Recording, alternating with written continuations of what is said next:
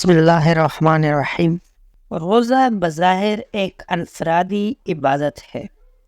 ہر فرد صبح سویرے اٹھتا ہے، سحری کرتا ہے، پورا دن بھوکا پیاسا رہتا ہے اور شام میں افطار کرتا ہے، اور اس کے روزے کا اس کو اور اس کے رب کو پتہ ہوتا ہے، کسی تیسرے فرد کو پتہ نہیں ہوتا۔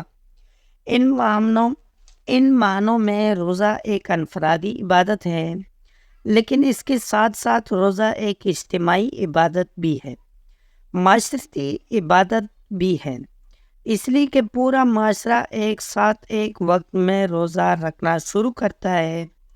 چاند دیکھا جاتا ہے اور اس کے بعد پورے معاشرے کے اندر ایک نمایاں تبدیلی ہمیں نظر آتی ہے۔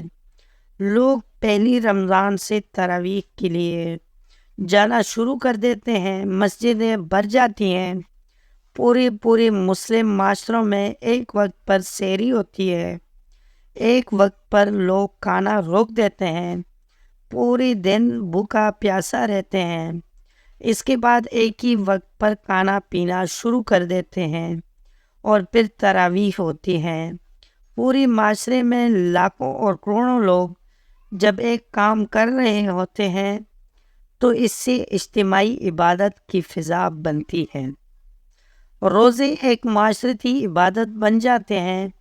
روزے میں سب سے نمایاں جو تبدیلی معاشرے میں نظر آتی ہے، اس کو کافی لوگوں نے اسٹڈی کیا ہے کہ کس طریقے سے معاشرے کے اندر تبدیلیاں آتی ہیں، بالخصوص ان معاشروں میں جہاں لوگ بڑی تعداد میں روزے رکھتے ہیں۔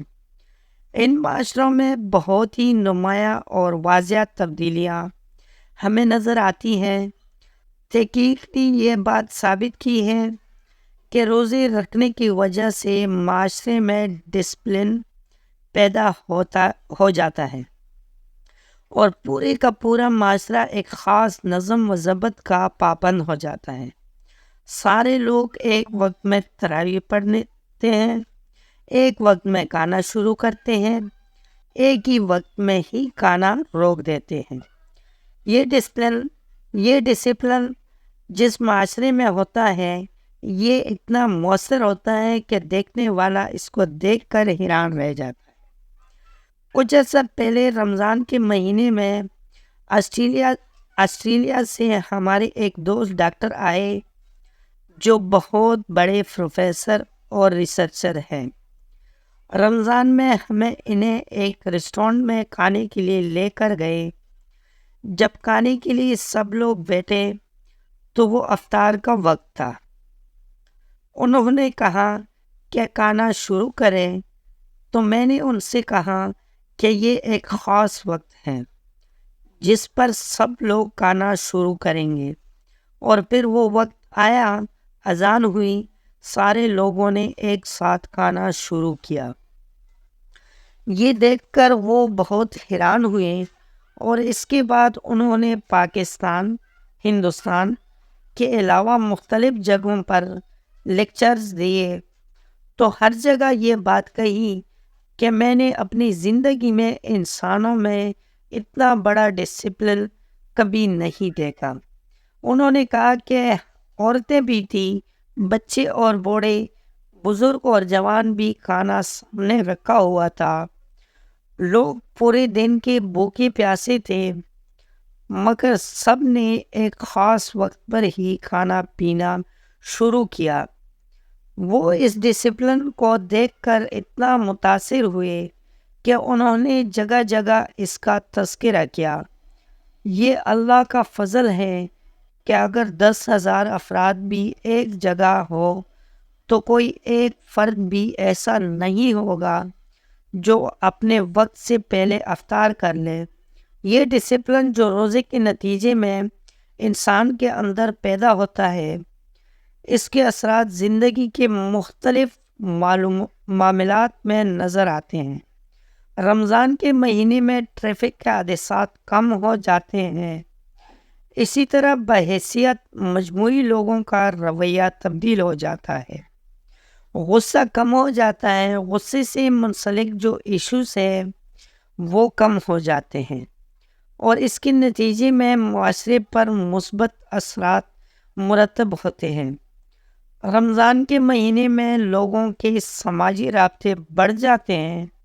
لوگ تراویح، اجتماعی نماز اور مسجدوں میں بڑے پیمانے پر ایک دوسرے سے تعارف حاصل کرتے ہیں، اور جو لوگ معاشرے میں تنہائی کا شکار ہوتے ہیں وہ بھی ایک دوسرے سے مربوط ہو جاتے ہیں۔ رمضان کے مہینے میں صفائی ستھرائی بہتر ہو جاتی ہے۔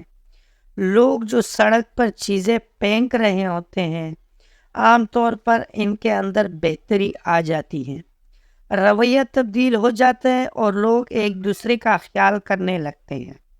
عام دنوں میں لوگ ایک دوسرے کا جو خیال کرتے ہیں رمضان میں اس سے کہیں زیادہ خیال کرتے ہیں۔ مثال کے طور پر دوسروں کی مدد کرنا، اور یہ کسی بھی معاشرے میں مثبت چیز سمجھی جاتی ہے کہ اس معاشرے میں وہ لوگ جو زیادہ اچھی پوزیشن میں ہیں وہ ان لوگوں کی مدد کریں جو کم پوزیشن میں ہیں، اور رمضان میں یہ کیفیت ہمیں اپنے عروج پر نظر آتی ہے۔ اس طرح رمضان المبارک میں بیماریوں کی شرح میں بھی کمی واقع ہو جاتی ہے۔ جو لوگ عام دنوں میں نشہ کرتے ہیں، جیسے جو لوگ سگریٹ پیتے ہیں، پان تمباکو استعمال کرتے ہیں یا اور نشہ اور اشیاء کے استعمال کے عادی ہوتے ہیں، ان کے نشے کے استعمال کے اندر کمی آ جاتی ہے۔ میڈیکل ریسرچ سے یہ بات پتہ چلی ہے کہ پوری کمیونٹی میں انفیکشن کی بیماریاں کم ہو جاتی ہیں، دل کی بیماریاں کم ہو جاتی ہیں، ہارٹ اٹیک سے اسپتال میں جو داخلے ہوتے ہیں وہ کم ہو جاتے ہیں، فالج کا حملہ کم ہو جاتا ہے۔ ماہرین نفسیات نے مطالعہ کیا ہے کہ رمضان کے مہینے میں مسلم معاشروں کے اندر جرائم کی شرح میں کمی آ جاتی ہے۔ پورے معاشرے میں جو مثبت تبدیلیاں پیدا ہوتی ہیں اس کے نتیجے میں جرائم کم ہو جاتے ہیں۔ اس کے ساتھ ساتھ معاشروں کے اندر نفسیاتی بیماریاں بھی کم ہو جاتی ہیں۔ خودکشی نفسیاتی بیماری کی ایک ایسی قسم ہے جو پوری دنیا میں اسٹڈی کی جاتی ہے۔ دنیا کے بہت سارے معاشروں میں خودکشی کا رجحان کافی زیادہ ہے۔ مسلم معاشروں میں خودکشی کا رجحان بحیثیت مجموعی انتہائی کم ہے مغربی معاشروں کے مقابلے میں، لیکن اس کو بھی لوگوں نے اسٹڈی کیا ہے کہ مسلم معاشرے میں رمضان کے مہینے میں خودکشی کی شرح مزید 30-40% کم ہو جاتی ہے۔ ڈپریشن میں بھی کمی آ جاتی ہے۔ ایک اور بڑی تبدیلی جو ہمیں نظر آتی ہے وہ یہ ہے کہ معاشرے میں کاروباری اور معاشی سرگرمیاں بڑھ جاتی ہیں۔ رمضان کے فوراً بعد عید کا تہوار آتا ہے۔ اس موقع پر لوگ اپنے لیے بھی کپڑے بناتے ہیں اور اپنے بچوں کے لیے بھی تحفے تحائف کا تبادلہ بھی ہوتا ہے۔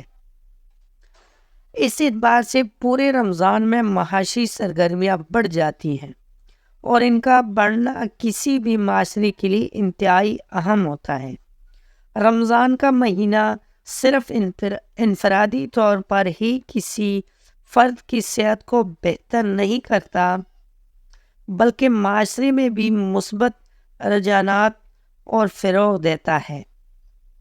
معاشرے کی صحت، نفسیات، معاشی و سماجی سرگرمیاں بہتر ہوتی ہیں اور جرائم کی شرح میں کمی ہوتی ہے۔ دوستوں، آپ کو آج کی ویڈیو کیسی لگی؟ امید ہے کہ ویڈیو پسند آئی ہوگی۔ اگر ویڈیو پسند آئی ہو تو ویڈیو کو لائک کر لیں اور کمنٹ میں اپنے رائے کا اظہار ضرور کر لینا۔ چینل کو سبسکرائب کرنا مت بھولیں۔ ملتے ہیں اگلی ویڈیو میں، تب تک کے لیے اللہ حافظ۔